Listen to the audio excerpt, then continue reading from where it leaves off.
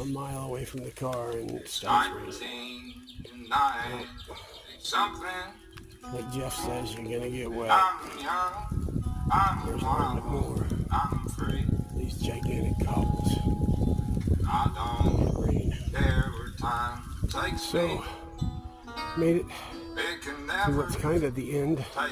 There's a culvert here. Can't really see the creek in this direction, but I'm going to walk up a little ways and see if the culvert ends and I can get back on the creek. Look at that bedrock.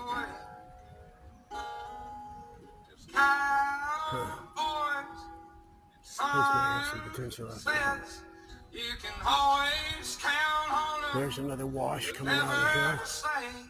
If you guys can see all those chunks of bedrock and stuff in there.